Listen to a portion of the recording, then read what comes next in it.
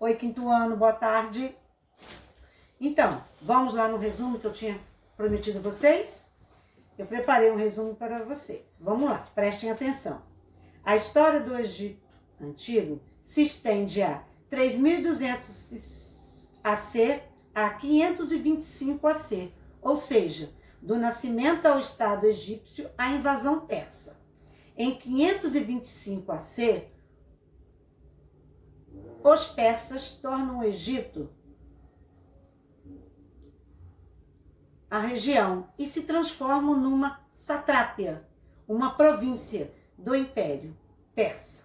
O Estado do Egito Antigo ficava no nordeste da África, em uma região cortada pelo rio Nilo. Aproveito para dizer que as cheias regulares do rio Nilo permitiram um dinamismo, uma vida cotidiana na região. A estrutura política do Egito Antigo era a monarquia teocrática. O Estado tinha um rei intitulado como faraó. O faraó acumulava várias funções, dentre os poderes, o poder político e o poder religioso.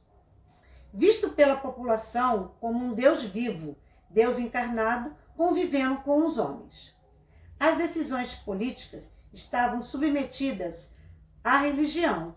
Daí, falamos em uma monarquia teocrática. A estrutura política do Egito Antigo, repito, monarquia teocrática. O principal meio de sobrevivência na região foi a agricultura de irrigação, agricultura de regadio, que são práticas agrícolas acentuadas em obras hidráulicas, diques, barragem, represas de água, canais de irrigação. As cheias regulares do rio Nilo permitiam o desenvolvimento da agricultura nas margens.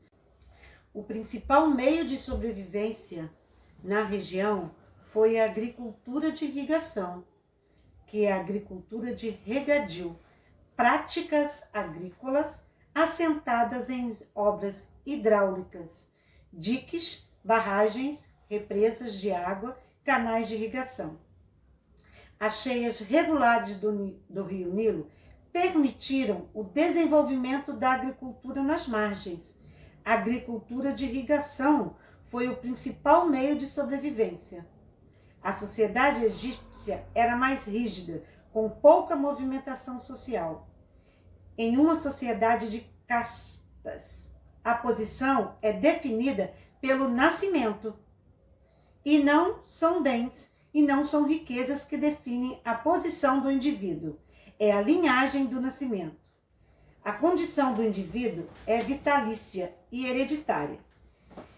Encontraremos as camadas inferiores e a superior da sociedade, olhando para o grupo superiores. Temos o faraó, que é a família, e sacerdotes, pois eles representam os deuses. Depois, os escribas, que lidavam com a contabilidade, e as escritas egípcias. Aproveito para dizer que eram, 3 escritas mais usadas, Então vamos lá. Hieroglífica, escrita religiosa sagrada. Hierática, administrativa e documental. Demótica, escrita popular, devido à simplificação dela. Faraó, família, sacerdotes, escribas, militares são alguns exemplos de segmentos superiores da sociedade egípcia.